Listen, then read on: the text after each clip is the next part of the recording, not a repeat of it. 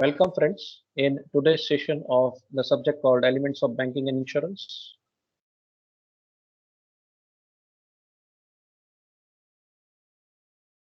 Friends, currently we are dealing with the chapter called Bank Accounts. We have discussed various types of bank accounts like saving account, current account. Even in the previous session, we have covered benefits and features of fixed deposit account. Today, in this session, we are going to cover the procedure of opening fixed deposit account. What exactly is the process of having investment in FDs, in fixed deposit? So let us have the detailed discussion about the process, or we can say procedure, of having FDs with us, or we can say opening of FD account, fixed deposit account. So let us have the idea. The following procedure is to be performed for opening the fixed deposit account. There is a commonness in opening various types of accounts. It may be a saving account, it may be a current account, but a bit different is fixed deposit account as compared with the saving and current account. Saving and current account is having a bit similarity in account opening. There is only two or three different points that should be taken into consideration. Almost the procedure is same in both cases, but a bit different procedure is there in as compared with these two accounts. FD is having a bit different pattern of account opening procedure. First of all, like in every bank account, you are supposed to fill up the application form. What does this application form includes? The customer desiring to open a deposit account have to fill in the prescribed application form, and in this form he has to fill in the total amount. He has to fill the total amount of deposit and the fixed term, or we can say the time. So first of all, what the customer is required to do? He is required to fill the application form in the pattern which it is given. He is supposed to fill the important points. The important points are the amount of deposit and the tenure, the term period, the duration for which you are supposed to have the FDs. Including this, personal details also you are supposed to fill up. इसके साथ साथ हमने हमारी personal details भी fill up करनी है. He has to write down his name, address, profession, etc. He has to mention the scheme or plan under which he wishes to invest. Then he has to put into his specimen signature at 3 places in the form. इतनी चीजें fill up करनी है. ये सारी basic details हैं जो form के अंदर मेंशन की गई है. वो सारी बेसिक डिटेल्स फिलअप करनी है. कितनी रकम का आप एफडी करना चाहते हैं, करवाना चाहते हैं, वो अमाउंट इंपॉर्टेंट है. प्लस कितना ड्यूरेशन आप फिक्स करना चाहते हैं, भाई 3 महीने का, 6 महीने का, साल, 2 साल, 5 साल, कितने फिक्स ड्यूरेशन का आप एफडी करवाना चाहते हैं. यहाँ ड्यूरेशन फिक्स किया जाता है. सेविंग्स और करंट अकाउंट में ऐसा ड्यूरेशन नहीं होता. ये डिफरेंस हो गया एक तरीके से. और साथ साथ में पर्सनल डिटेल्स, ये तो हर एक अकाउंट में देनी होती है. आपने अपना नाम, एड्रेस, और आप जो भी कुछ बिजनेस वगैरह कर रहे हैं, कोई प्रोफेशन में है, तो उसकी डिटेल शॉर्ट में देनी है. आपका अल्टीमेटली ऑक्यूपेशन क्या है वो यहाँ पे दर्शाना है आपको. You have to mention it. और जो स्कीम है, जो प्लान है, वो कौन सा प्लान आप ऑप्ट कर रहे हैं. मान लीजिए 10 प्लान है बैंक के, तो उसमें से आप कौन सा वाला प्लान एक्सेप्ट कर रहे हैं, उसकी डिटेलिंग भी इसके अंदर होनी चाहिए. और अल्टीमेटली सबसे इम्पोर्टेंट चीज होती है सिग्नेचर, स्पेसिमेन सिग्नेचर. आपको फॉर्म के अंदर जहाँ जहाँ वहाँ दर्ज किया गया है, मेंशन किया गया है, वहाँ पे आपने वहाँ पे अपनी सिग्नेचर देनी है. सो इस तरीके से एप्लीकेशन फॉर्म के अंदर इतनी इंफॉर्मेशन अच्छे से फिलअप करनी है. If the fix deposit account is joint account, individual है तो कोई दिक्कत नहीं है. आप सिंगल हैंडेड एफडी खुलवा रहे हैं, कोई दिक्कत नहीं, वो तो बहुत अच्छा, सबसे ज्यादा अच्छा. लेकिन सिंगल हैंडेड एफडी करवा रहे हैं, आपके नाम का ही एफडी है, तो उसमें नॉमिनी जरूर रख लीजिए, ताकि अगर मान लीजिए मिस्टर एक्स की एफडी है, तो मिस्टर एक्स को अगर कुछ हो गया तो वो एफडी किसे मिलनी चाहिए, तो वो नॉमिनेशन जो होता है, नॉमिनेशन का जो ऑप्शन होता है, वो नॉमिनेशन की इंफॉर्मेशन अंदर हो जानी चाहिए, यानी नॉमिनी का नाम अंदर मेंशन कर देना है, ताकि मिस्टर एक्स को अगर कुछ हो जाए तो उसकी जगह पे नॉमिनी यानी कि बेनिफिशियरी को उसका बेनिफिट मिल जाए, वो रकम उसे मिल जाएगी। सो अगर जॉइंट अकाउंट है, यानी एक से ज्यादा पर्सन अगर इसको इस एफडी के अंदर एक से ज्यादा पर्सन के नाम मेंशन किए गए हैं, तो उस सिचुएशन में क्या क्या ध्यान में रखना है आपने। If the FD account is a joint account, then all personal details of the first holder person are to be mentioned, and for the second holder person, address is not necessary. यानी first holder की information ज्यादा important हो जाती है joint account में, और second holder की details के अंदर आप इग्नोर कर सकते हैं। क्या इग्नोर कर सकते हैं? एड्रेस मेंशन नहीं किया होगा चलेगा, इतना इग्नोर कर सकते हैं, पर बाकी की सारी डिटेल तो सेकंड होल्डर की भी आपने भरनी है। ठीक है, जितने भी जॉइंट अकाउंट के अंदर मेंबर्स बन रहे हैं, एक बन रहे हैं, एक तो एक से ज्यादा होंगे, मीन्स दो है टोटल, मान लीजिए दो की जगह तीन हो गए, तीन की जगह पांच हो गए, तो सबकी डिटेल्स अंदर देनी है, बेसिक डिटेल्स अंदर आ जानी चाहिए।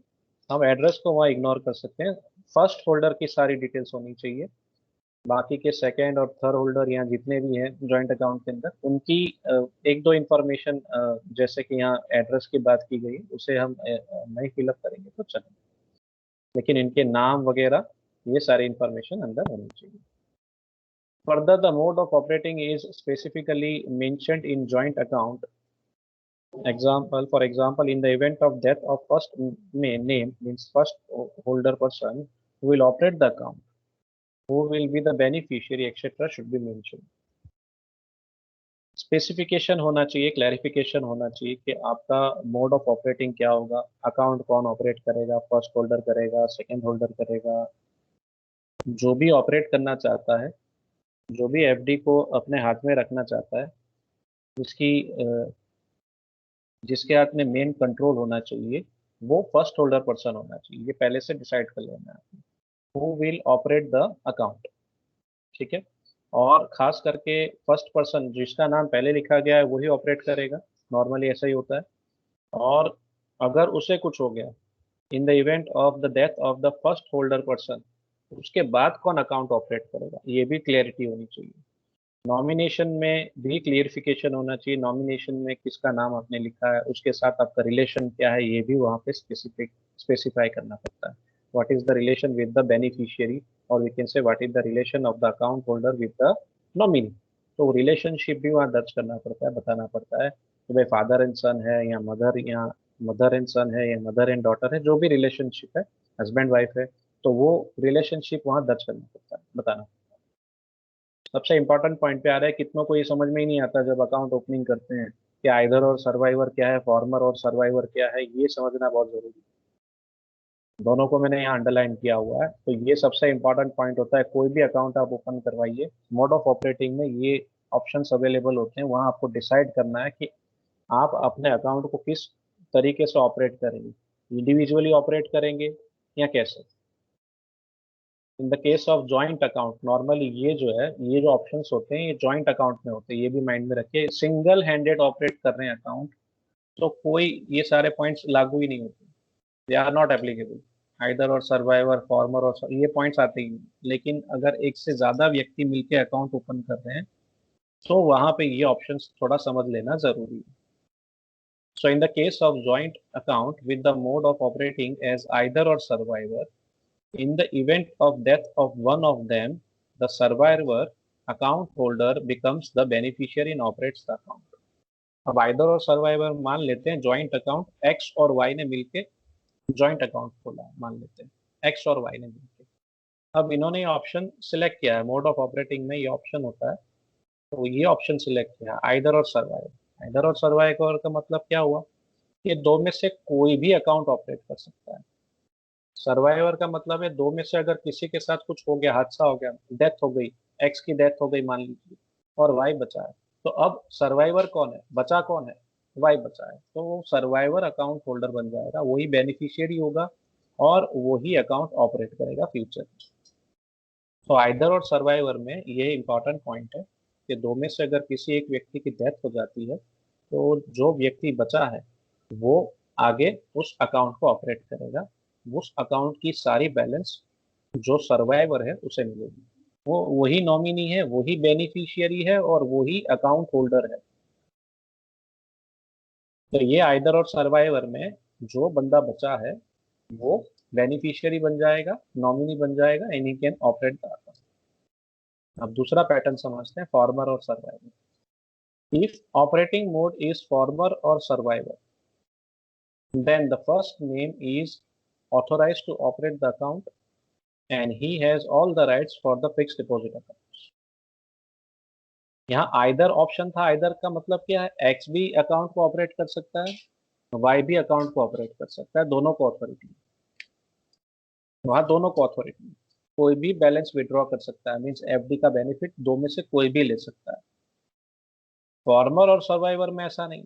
फॉर्मर का मतलब क्या है, जो फर्स्ट पर्सन होगा is authorize to operate the account, यानी फर्स्ट होल्डर जो होगा, फर्स्ट होल्डर पर्सन, उसे ही अथॉरिटी है कि अकाउंट को ऑपरेट करेगा। एक्स और वाई में से अगर एक्स फर्स्ट होल्डर बना है तो फिर सिर्फ फर्स्ट होल्डर को ही ऑथोराइज अथॉरिटी मिलती है to operate the account and he has all the rights for the fixed deposit account. सारे राइट्स भी उसके। एक्स और वाई में से फर्स्ट होल्डर अगर एक्स है तो उसको अथॉरिटी मिलती है अकाउंट ऑपरेट करने की, और साथ साथ में ही has all the rights towards this particular account which is fixed deposit account. In the event of death of the first named person, all other holders have equal right for the fixed deposit account.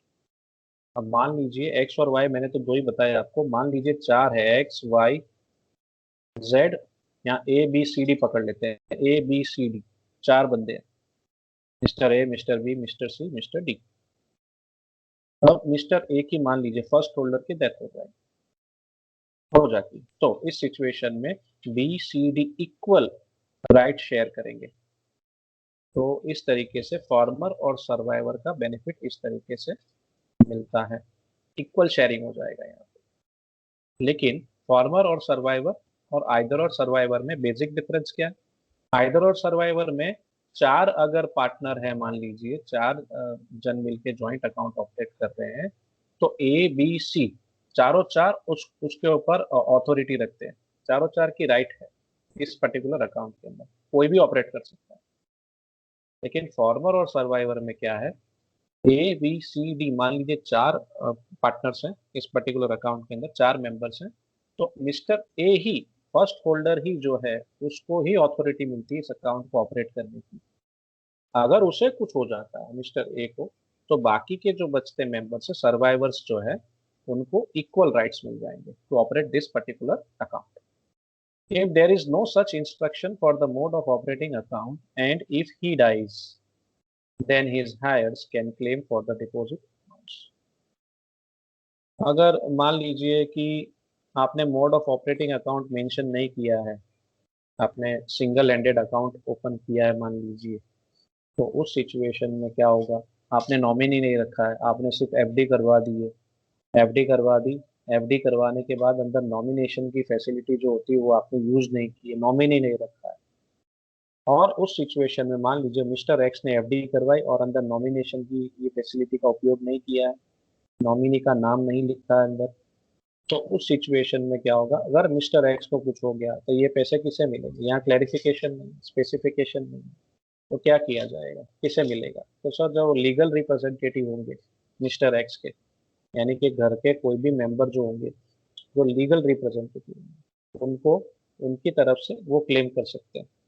जैसे mister x के अगर brother है mister Y, तो वो claim कर सकते हैं, mister x की अगर वाइफ है तो वो क्लेम कर सकती है, डिपेंडिंग। अगर सब मिलके क्लेम करेंगे तो उस तरीके से शायद वहाँ पे भी इक्वल शेयरिंग हो जाएगी उनकी क्लेम की।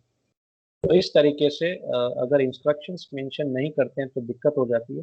तो जब भी आप कोई भी अकाउंट ओपन करते हैं हमेशा नॉमिनेशन फैसिलिटी का उपयोग करें। जॉइंट अकाउंट है तो उसमें कोई दिक्कत नहीं है, वहाँ तो ऑलरेडी दो या तीन या चार बंदे होंगे ही, चार में से किसी को भी कुछ होता है तो दूसरे हैं अवेलेबल, अकाउंट तो ओपन ही रहेगा, एक्टिव ही रहेगा। लेकिन एक बंदे का इंडिविजुअल अकाउंट है और उसे अगर कुछ हो गया, नॉमिनेशन भी नहीं रखा, तो उसके बाद जो क्लेम करना है उसमें बहुत दिक्कत होती है, बहुत सारे आपसे डॉक्यूमेंट्स मांगे जाते हैं, तो वो आपको एक तरीके से प्रॉब्लम हो जाती है। और हमारा जो काम होता है वो ज़्यादा कॉम्प्लेक्स वाला हो जाता है, सिंपल काम नहीं होगा, फिर थोड़े हमारे धक्के बढ़ जाएंगे, बैंक के चक्कर लगेंगे। इसलिए हमेशा नॉमिनेशन की फैसिलिटी, जब भी आप अपना अकाउंट ओपन करें, नॉमिनेशन फैसिलिटी ऑलवेज स्पेसिफाई करना चाहिए, लिखना चाहिए कि in the event of your death who will get the benefit, वो वहाँ पे स्पेसिफाई करना चाहिए। For any changes in the mode of operating is required to be made, then the written consent of all the account holders of the joint account is required. अब मान लीजिए 4 बंदों ने मिलकर अकाउंट ओपन किया है, और वो चाहते हैं कि हमने मान लीजिए पहला ऑप्शन यूज किया था आइदर और सर्वाइवर, अब वो चेंज करना चाहते हैं, आइदर और सर्वाइवर नहीं, फॉर्मर और सर्वाइवर कर देना है, इस ऑप्शन को चेंज करना है। मोड ऑफ ऑपरेटिंग अकाउंट हमने ये ऑप्शन चेंज करना है। तो क्या ये चेंज हो सकता है? हाँ सर, हो सकता है, बिल्कुल हो सकता है, लेकिन सबका रिटर्न कंसेंट लेना पड़ेगा। 4 पार्टनर्स हैं, 4 मेंबर्स हैं इस अकाउंट के अंदर, तो उन सबका कंसेंट लेना जरूरी है। कंसेंट यानी परमिशन लेना जरूरी है, राइटिंग में परमिशन लेना होगा, और वो अपना कंसेंट देंगे कि हाँ ठीक है, हमें कोई ऑब्जेक्शन नहीं है, हम हमें कोई विरोध नहीं करना है, आप अपना ये ऑप्शन हम चेंज करना चाहते हैं, मोड ऑफ ऑपरेटिंग का चेंज कर सकते हैं। चारों चार, अगर 4 मेंबर्स है तो चारों चार की रजामंदी होनी चाहिए, कंसेंट होना चाहिए, चारों चार बोलने चाहिए कबूल है, यूं समझ लीजिए। तो परमिशन मिलनी चाहिए, राइटिंग में परमिशन लेनी है, ओरल परमिशन नहीं चलेगी, ओरल कंसेंट नहीं चलेगा, लिखित में होना चाहिए। इसके बाद only a single individual account, only a single individual cannot be allowed to change any such instructions or mode of operation। यानी अगर जॉइंट अकाउंट है आपका, तो जॉइंट अकाउंट में एक इंडिविजुअल व्यक्ति ऐसा मान ले कि मैं जाके ये चेंज करवा के आता हूँ मोड ऑफ ऑपरेटिंग, तो वो पॉसिबल नहीं है। एक्स वाई जेड 3 बंदे मिलके जॉइंट अकाउंट ऑपरेट कर रहे हैं, और एक्स ऐसा सोचता है चलो मैं जाके ये ऑप्शन अकेला चेंज करवा के आऊँ, तो ये पॉसिबिलिटीज नहीं है, ऐसा नहीं हो सकता है। सबकी रिटर्न कंसर्न जरूरी है। X Y Z 3 account holder है, यानी जॉइंट बैंक अकाउंट में 3 मेंबर्स है, तो तीनों 3 मेंबर्स की परमिशन की जरूरत होगी वहाँ पे। आपके अकेले की इंस्ट्रक्शंस वहाँ पे वैलिड नहीं मानी जाएगी, उसके हिसाब से चेंज नहीं हो सकता है। The amount of deposit is to be paid to the cashier in cash or through a cheque if he has his savings or current account in the same bank। अब सबसे इम्पोर्टेंट क्वेश्चन यही होता है कि sir FD करवाने के लिए account की रिक्वायरमेंट होती है, या अकाउंट ओपन किया होना जरूरी है? कि सर अगर मेरा एक पर्टिकुलर बैंक के अंदर सेविंग अकाउंट होगा तो क्या तभी मेरा एफडी खुलेगा, क्या मेरा एफडी अकाउंट खुलेगा? ये कंपलसरी है सर, यहाँ सेविंग अकाउंट हो या करंट अकाउंट हो तो ही मेरा एफडी अकाउंट खुलेगा? ऐसा कंपलसरी नहीं है। जिसका सेविंग अकाउंट होगा उसको ये एफडी का बेनिफिट मिलेगा, ऐसा नहीं है। जिसका करंट अकाउंट होगा उसी को एफडी का बेनिफिट मिलेगा, ऐसा नहीं है। आपका सेविंग अकाउंट भी नहीं है, आपका करंट अकाउंट भी नहीं है, करंट अकाउंट नॉर्मली बिजनेसमैन का होता है। आप अगर सर्विस कर रहे हैं तो आपका नॉर्मली सेविंग अकाउंट होगा। तो सेविंग अकाउंट जो है ये होना कंपलसरी नहीं है, करंट अकाउंट ये भी कंपलसरी नहीं है। आप किसी भी बैंक में जाके आप ऐसा कहेंगे कि मुझे एफडी करवानी है, वो तुरंत आपको फॉर्म देंगे, वो फॉर्म आपने फिलअप कर देनी है, फॉर्म के अंदर सारी इंफॉर्मेशन फिलअप कर देनी है, और साथ साथ में आपने एक पे इन स्लिप भर देनी है। ठीक है, अगर आपका अकाउंट नहीं है तो आपको कैश पे करनी पड़ेगी काउंटर पे। एफडी की एफडी जो आपको करवानी है, फिक्स डिपॉजिट जो आपको करवानी है बैंक में जाके, अगर आपका अकाउंट नहीं है बैंक में तो आप कैसे करेंगे इसकी प्रोसेस? आपने फॉर्म फिलअप करके कैश जमा करवा देनी है कैशियर को, आपका एफडी वहाँ पे रेडी हो जाएगा इस तरीके से। ठीक है, और अगर आपका अकाउंट है तो वहाँ पे आपको कैश पे करने की ज़रूरत नहीं है। अगर आपका अकाउंट है तो आप चेक थ्रू भी एफडी करवा सकते हैं, अकाउंट अगर आपका होता है तो। ठीक है, सो सेम बैंक में, जिस बैंक में आप जा रहे हैं उसी बैंक में अगर आपकी सेविंग अकाउंट है मान लीजिए, तो आप थ्रू चेक एफडी अपना करवा सकते हैं। ठीक है, आप अकाउंट होने के बाद भी अगर आप चेक का उपयोग नहीं करना चाहते हैं तो आप कैश पे करके भी आपकी एफडी करवाना चाहते हैं तो कर सकते हैं, कोई दिक्कत। It is to be noted that for opening a fixed deposit account, there is no necessity of an introducer। ये सबसे important point है, एफडी के लिए कोई इंट्रोडक्शन की जरूरत नहीं है। आप किसी भी बैंक में जाके अपना एफडी करवा लीजिए, क्योंकि आपने तो पैसे देने हैं बैंक को जाके, बैंक तो खुशी खुशी ले लेगी, आपको देगी ब्याज, रेट ऑफ इंटरेस्ट आपको मिलेगा, बैंक को तो लक्ष्मी मिल रही हो, थोड़ी मना करेगी, वो तो खुश होगी, चलिए एक एफडी का कस्टमर आया। क्योंकि वही एफडी की रकम वो बाद में आगे क्या करेगी, लेके अपनी तिजोरी में नहीं रखेगी, आगे लोन देगी जिसे जरूरत होगी।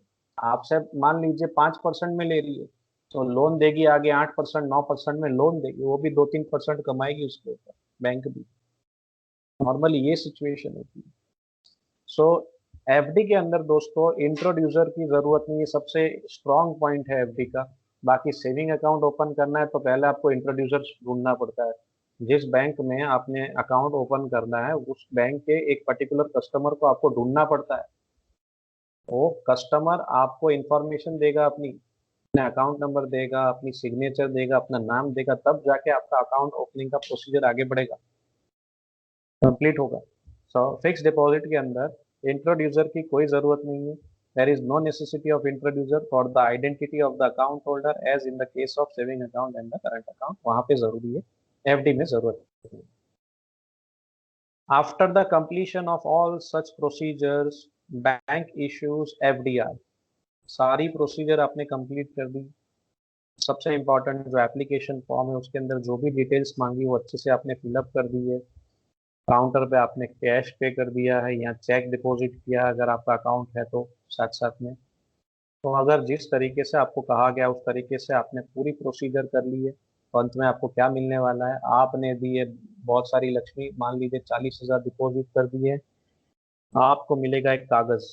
उस कागज को क्या कहा जाता है, फिक्स डिपॉजिट रिसिप्ट। आप 40,000 रुपये दे के आए हैं, बैंक आपको सिर्फ एक कागज दे देता है, फिक्स डिपॉजिट रिसिप्ट। अगर वो गुम हो गया तो बहुत दिक्कत हो जाती है, इसलिए उसको अच्छे से संभाल के लॉक एंड की में रखना चाहिए, एक अच्छी सी फाइल में स्टोर करके प्रिजर्व करके उसको लॉक एंड की में रखना चाहिए। तो ये सारी बातें इंपॉर्टेंट है। आपको एक फिक्स डिपॉजिट रिसिप्ट दी जाती है इन the case of long term deposit. Long term deposit है, 5 साल के लिए करवाई, 3 साल के लिए करवाई, 7 साल के लिए करवाई, तो एक आपको एक रिसिप्ट मिल जाती है। And deposit account passbook in case of short term deposit. Short term deposit अगर होती है तो बैंक आपको पासबुक दे सकती है, कुछ बैंक देती है पासबुक, एफडी की भी कुछ नहीं देती है, यहाँ रिसिप्ट भी देती है। सो ये डिपेंड करता है बैंक्स पे। And this passbook is useful for renewing the deposits after the maturity dates. अब कुछ शॉर्ट टर्म के लिए करते हैं, जैसे 3 महीने के लिए, 6 महीने के लिए, साल के लिए, तो वहां पे आप बार बार उसको रिन्यू कर सकते हैं उसी पासबुक के अंदर कि भाई रिन्यू कर दीजिए मेरे एफडी। आपका कंफर्म है कि आप इसी तरीके से एफडी मेंटेन करने वाले हैं, तो आप वहाँ पे इस तरीके से इस फैसिलिटी का उपयोग कर सकते हैं। नॉर्मली एफडी जो होती है लॉन्ग टर्म के लिए करवाते हैं लोग, 3 साल, 5 साल, 7 साल, इस तरीके से नॉर्मली डबल करने के लिए रखते हैं लोग कि भाई कितने साल में डबल हो जाएगा, तो बैंक कहेगी भाई मान लीजिए 8 साल में डबल हो जाएगा तो रख दीजिए, इस तरीके से